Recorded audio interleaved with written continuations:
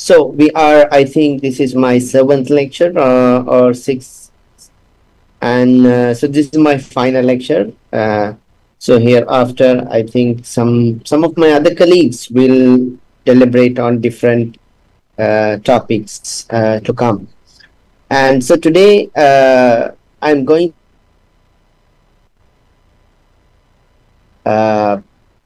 in perspective, meaning to say I'm trying to deliberate on the issue of Muslim minorities in contemporary political discussions. And so these are the contents of my presentation. Initially, I will try to give a broader perspective about the minority question in modern states, and especially looking the Muslim minority issues and minority issues in general from the minority studies perspective.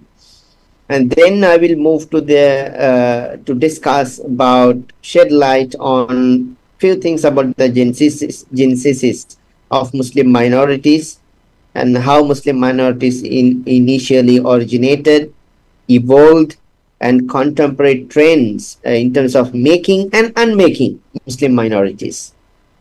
So then again, I will move in the third part some key facts about Muslim minorities.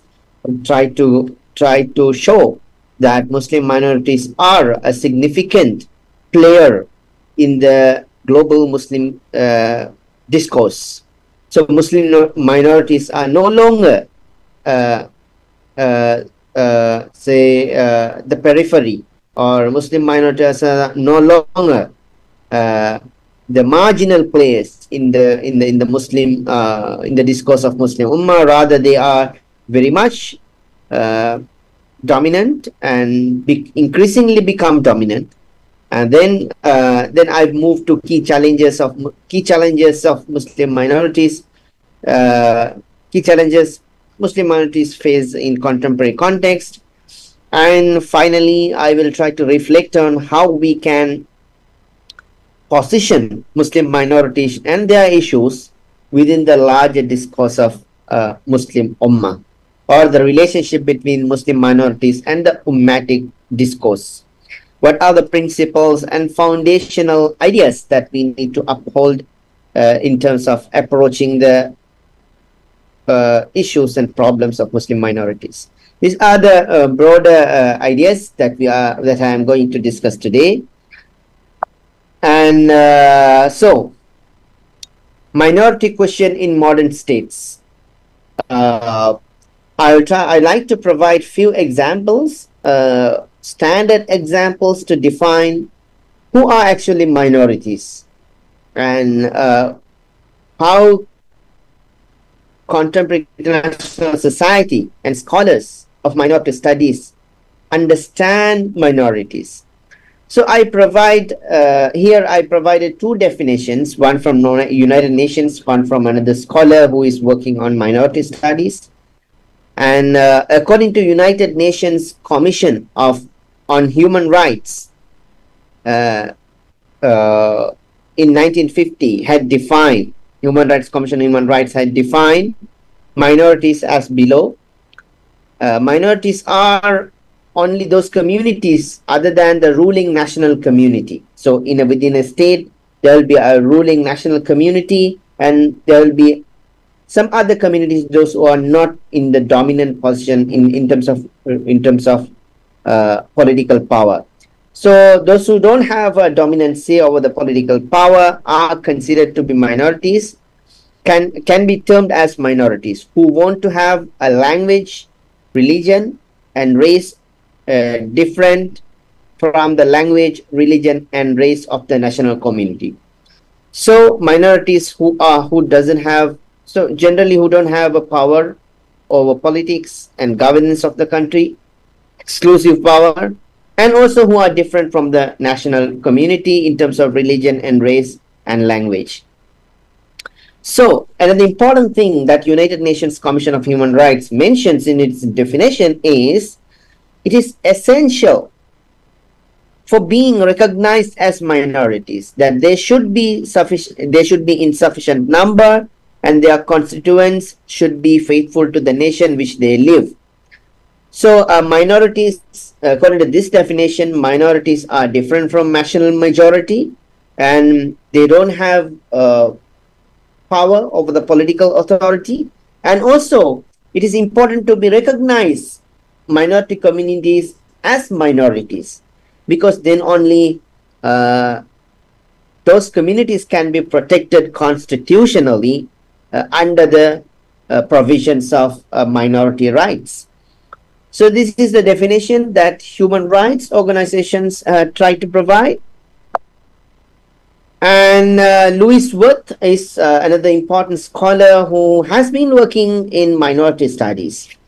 And he defines minorities as a group of people who, because of physical and cultural characteristics, are singled out from others in the society in which they live for differential and which they live.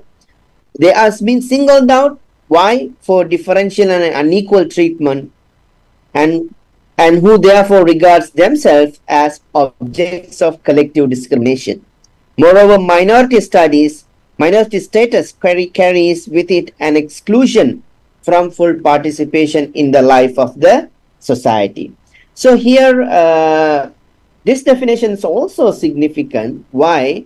Because this says to be considered as a minority community today in contemporary political discourses, a minority community should have two important characteristics. One, they should have a different, altogether a different cultural and physical characteristics compared to the national majority. This is one. They should be different.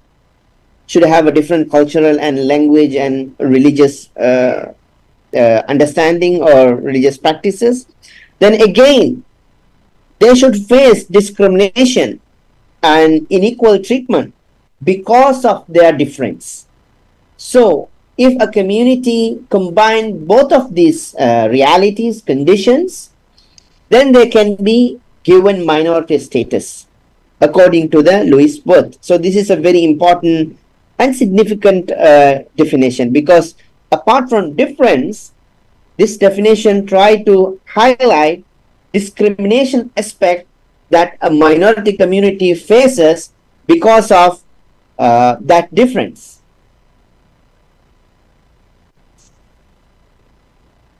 One minute.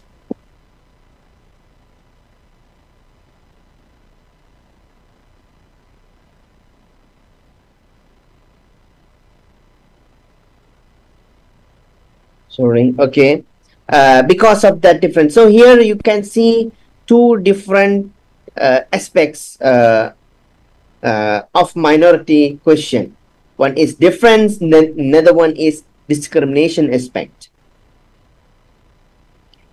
So it is a reality in contemporary world that in almost all the countries of the world, more than 90% of the countries of the world have minorities. So minority question is a reality, and all governments are struggling with, and also societies are struggling with how to manage the minority question, because minorities are different. They actually follow a different religious, ethnic, and linguistic tradition than the national majority.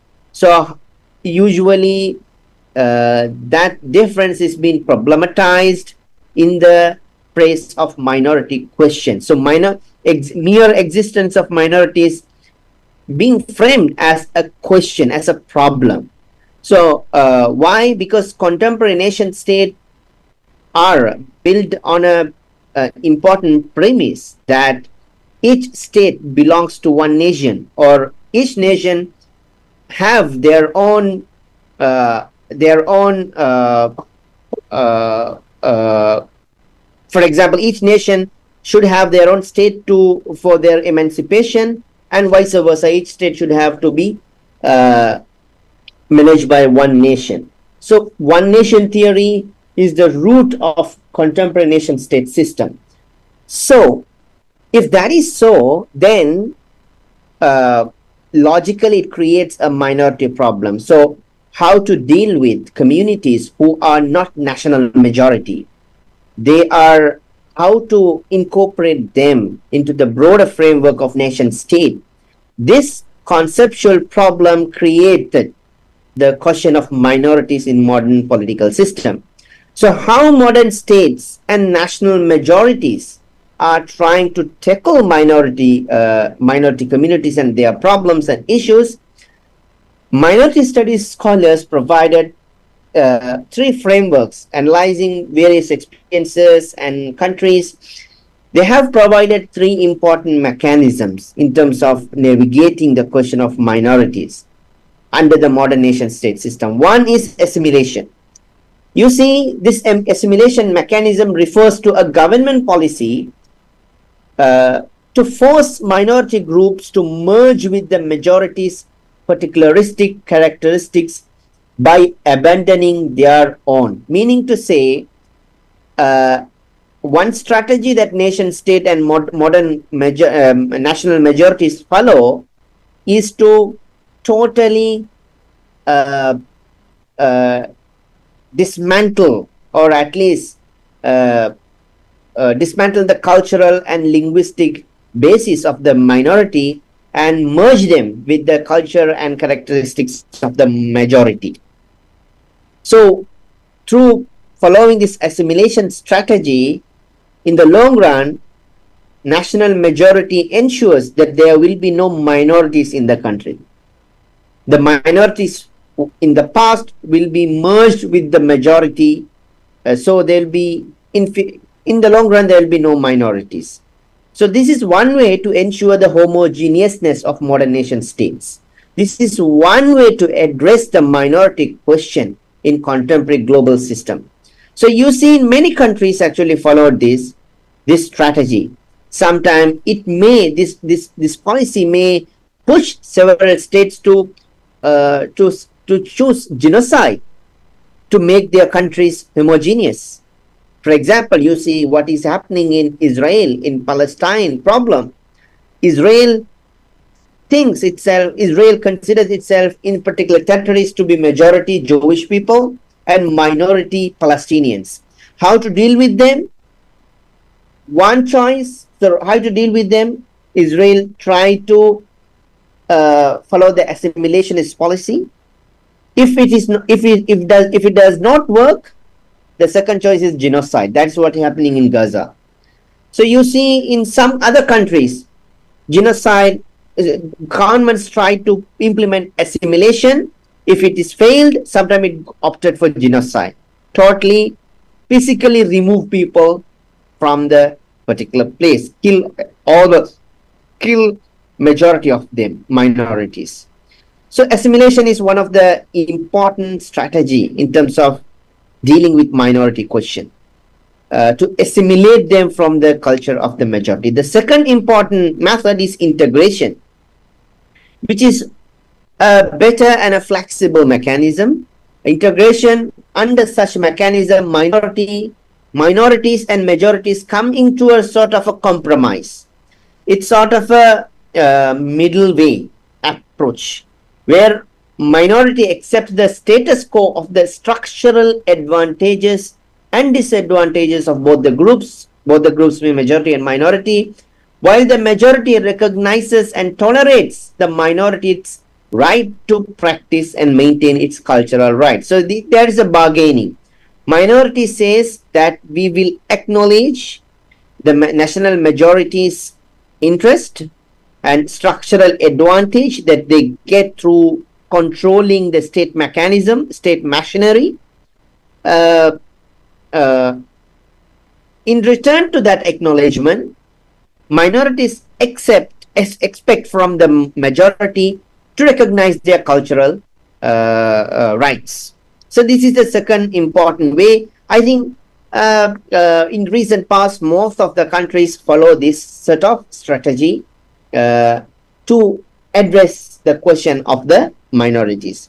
The third most democratic way of dealing with the problem is ethno-federalism, where policy offers the highest degree of accommodation to the minorities. It offers the minority groups under under a delicate scheme of power sharing territorial autonomy with self-government rights, where the national majority acknowledge the importance of the minority and give them a particular autonomous political region and power to regulate their life. This solution is mostly being implemented in countries where minorities live in a particular region. And like in my country, Sri Lanka, northern Sri Lanka is totally populated by Hindu ethnic Tamils. And in Canada, Quebec region, where different ethnic communities are living in a particular region. And so you see in Malaysia, in some other countries where minorities are scattered all over the state, all over the country. So this method will not work in that sense. So this ethno-federalism is sort of highest democratic mechanism to deal with minority question. It only works in a region where minorities living or in places where in countries minorities live in a particular region, not scattered everywhere. So these are the main three approaches, standard approaches, mechanisms to deal with minority question. And in reality, some countries partially adopt assimilation. In some aspect, they follow integration. So there are a mix of both in many more countries, considering their specific socio-political realities. But anyhow, overall, these are the key main approaches modern nation state follow in terms of dealing with minorities. And how to define Muslim minority? Sorry. Muslim minority, I just apply that definition that we explored in the first slide here to define Muslim minorities. Muslim minorities are part of population differing because its members are Muslim and are often subject to differential treatment from the national majorities because of their Muslimness.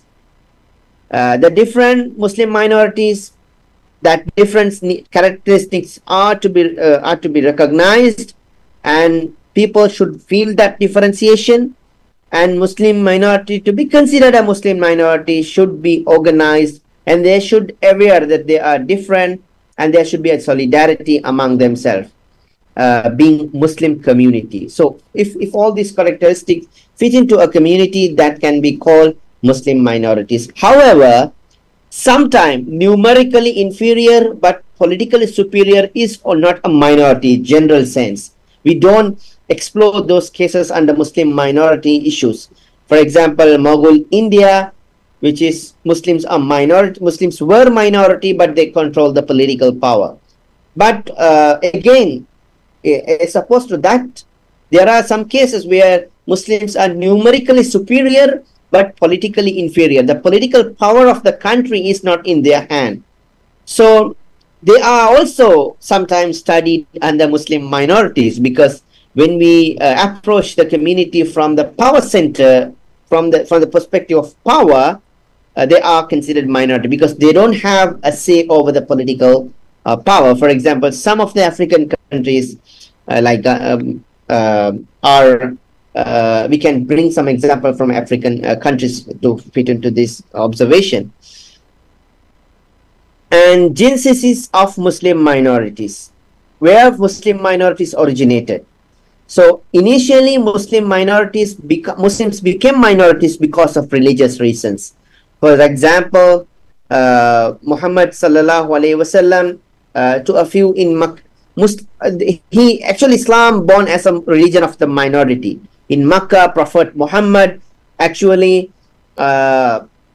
practiced Islam and struggled for Islam, being a minority religion of a minority people. Few accepted Islam. So Islam's initial experience is a minority, is a condition of minority religion. And then again, Muslims who migrated to Ethiopia, Habasha in those period, they formed a second important minority in Muslim history, in Islamic history, in Africa.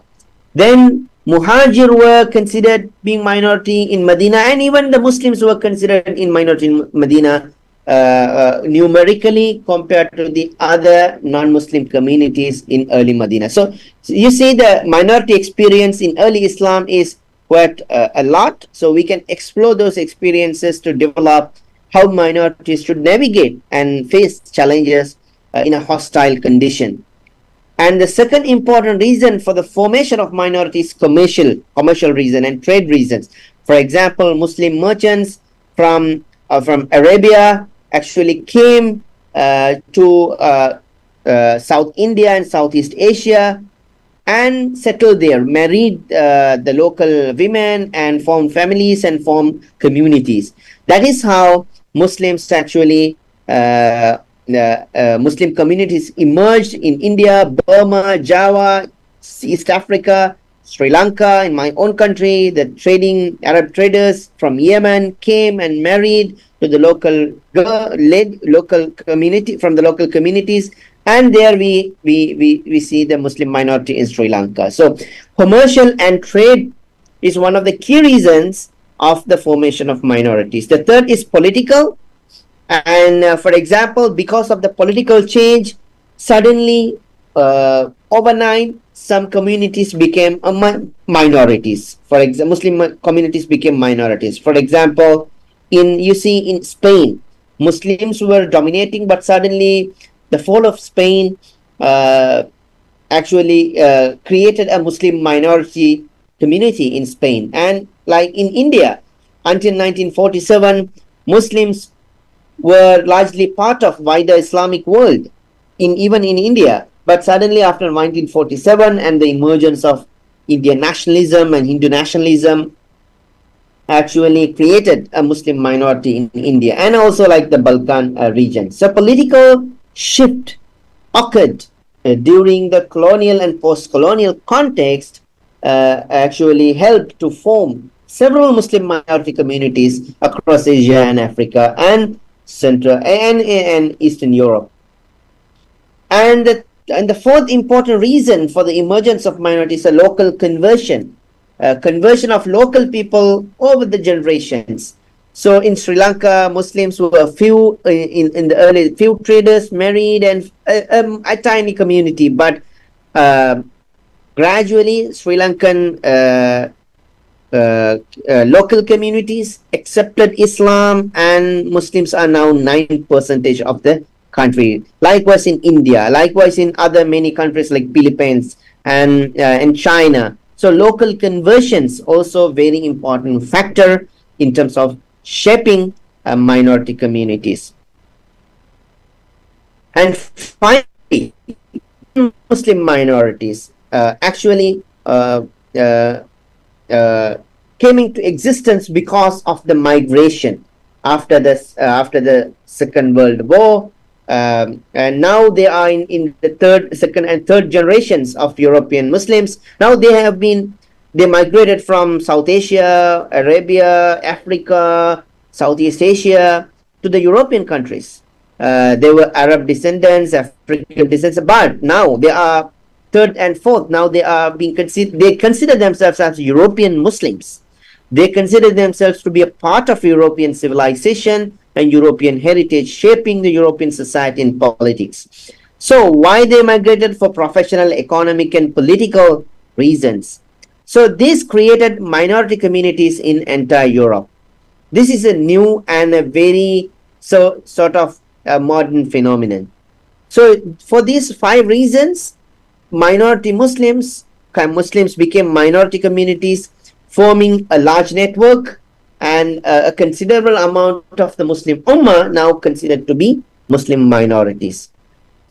And so my next slide, I am talking about few things, an important statistics, trying to give you through that, trying to explain. Minority Muslims are no more just Ummah at the margins. Say, they are no more just in the periphery. Rather, Muslim minorities are also part of core of Ummah. We generally categorize the Muslim Ummah into two segments. The core of Ummah. The core of Muslim Ummah is generally the Muslims who are living in Muslim majority countries like Southeast Asia, Indonesia, Malaysia, Pakistan, Bangladesh, Afghanistan, and Middle East and North Africa. They are being considered to be the core of the Muslims who are living in those areas, the core of Ummah. And Muslims in India, Sri Lanka, Philippines, China, you name it. Those Muslims are being considered to the Ummah at the margins.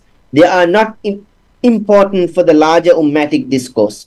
But I am trying to challenge this conception, saying that Muslim minorities are increasingly becoming key and vital players in terms of shaping global discourses of Muslim Ummah. So, voices coming from the Muslim minority, experiences coming from the Muslim minority, and the reflections from the Muslim minority is very much important to shape an Ummatic discourse. The voices of the Muslim Ummah, Muslim minorities cannot be marginalized being minorities. Rather, they bring different narratives and experiences to shape the Ummatic discourse. So Ummatic discourse, in my view, need to be a balanced one where the Muslim majorities and minorities should equally contribute to form that such a discourse, and there should be a conversation through conferences, through seminars, workshops between experiences of Muslim majorities and experiences of the Muslim minority. So through that experience sharing, mutual reflection, mutual consultation, Muslim Ummatic discourse or larger Ummatic discourse can be formulated and shaped and substantiated through different projects. And so here are a few facts to say that Muslim minorities are significant, are substantial in shaping Muslim experiences, general experiences. For example, in the contemporary world, Muslims over 1.5 billion Muslims over 50 countries are considered as Muslim majorities. For example, here today now, there are 31 Muslim minority communities today with the population of over 1 million. Meaning to say, in 31 countries, Muslim population is more than 1 million. And for example, another fact, India is the largest Muslim population being minorities, estimated just over 230 million. And India expected to overtake Indonesia, the largest Muslim majority country in the world, in 2050. So you can see that it's a rapid growth of Muslim minority population. And France, Germany, and UK and Italy in Europe have larger population than many Muslim majority countries.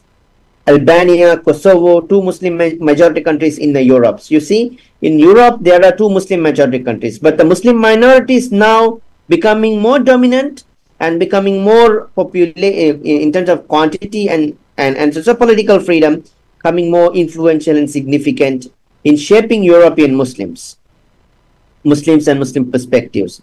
And the oldest Muslim minorities outside Mecca is Ethiopia, the first Muslim minority, so with 36% of the population. In China, you see 28 million Muslims live in China as minority Muslims. Tanzania, 21, Russia, 16 million. Some Muslim minorities outside some Muslim majority countries. For example, India's Muslim population is more than Nigeria, Egypt combined. Ethiopia more than Saudi Arabia. China more than Syria, Russia. And also Russian Muslim population is more than Tunisia. So you see here, many Muslim minority communities, their population is far more bigger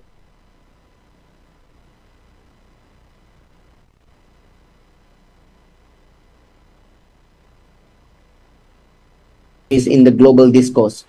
So, for example, the key three countries, India 13 million, China 28 million, Russia 16 million. The largest Muslim minorities in the world. These three makes the core of minorities. If the core of the Ummah is the Muslim majority, margin of the Ummah is Muslim minority. Within the margins, the core is India, China, and Russia. These countries combined, the Muslim minorities, the population is far bigger and larger than many Muslim majority countries. And these three Muslim minority communities are not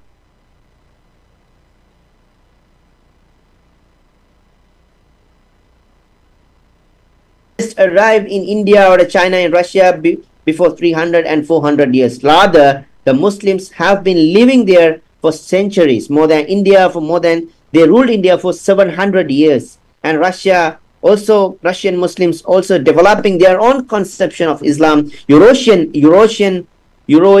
Islam. So to that extent, they have a deep experience and also legacy and heritage in their own countries. So these are very important factors to be discussed in developing an ummatic discourse. And for example, Africa has 13 Muslim minority communities with 104 million population, Muslim minorities alone, and expected 191 million in 2050, African Muslim minorities alone. So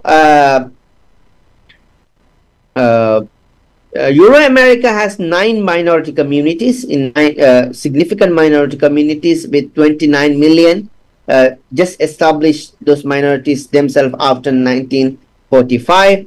And for example, to give a few statistics about Muslim minorities in Southeast Asia, Singapore 15.6% of the Muslim population in the total population of the country, Thailand 5.4, Philippines 6.4, Cambodia 2.1, and Vietnam just 96,000 Muslims. So Muslim minorities are everywhere in a very significant proportion of each in their country. So they have different experience, they have different struggle to navigate. And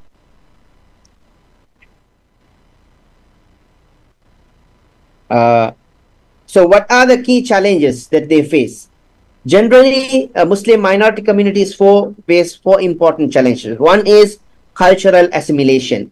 Muslims, since they have a different religion, different sort of belief system, they have a different cultural tradition. So Muslim minorities are mostly face, national majorities try to assimilate them, following the assimilationist tradition to fit them with the majority culture. So because of the one nation theory, across the world, Muslims facing problem to protect their religion and culture. And the second important issues of integration, mainly the Muslims who have migrated from Muslim majority countries to Muslim minority countries, countries where Muslims live as minorities. They from their side, they feel struggling to how to navigate the new environment, new condition, new spaces with diversity, with Western civilizational dominance. So they struggle to integrate with the mainstream culture. So this is an issue looking from within the community, and Islamic scholars and other social scientists also working to address these issues and developing frameworks how Muslims can integrate with the national majority while preserving their identities. And again, the third important issue is economic inequality, mainly Muslim minorities structurally being prevented from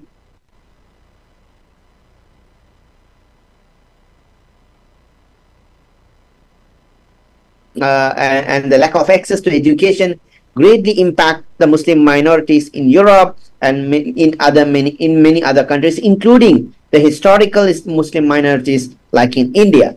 The fourth challenge that shape everything is securitization of Islam, Islamophobia. Through this sort of securitization of Islam, considering Islam's and Muslim being security threat, this logic is being used to justify cultural assimilationist policies by the national majority, and to exhibit the issues of integration as Muslims are not loyal to the country, and to justify unequal treatment of Muslims. So all these first 3 important issues that Muslims face are mainly now being justified or being at least normalized by the national majority by projecting Muslims as being security threat. So we need to be carefully monitor the Muslim subjects in order to control them, in order to control the national security. So this is the important fourth challenge that Muslim minorities are facing. And now I am moving to the Muslim minorities and Ummatic discourse. So how we can form a Muslim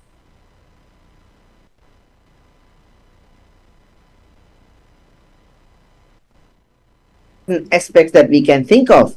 And first is we need to reconceptualize Muslim Ummah as not an identity, rather a submission to God, wasatiyah, and that enjoins good and forbids wrong. Meaning to say, the religious duties that is revealed to us, that is God has commanded to us to deliver in this world, is our identity, not our particular cultural or any regional identities are important when it comes to the ummatic discourse. Rather, ummah is an identity based on religious, and it is based on submission to God. This notion has to be stressed and emphasized over and over again, just to make sure that Muslim ummatic identity supersede all the other identities that Muslim communities embrace. By doing so, we cannot reject or marginalize or at least disregard, ignore the fact that Muslim Ummah is in itself is multi-ethnic and also multicultural.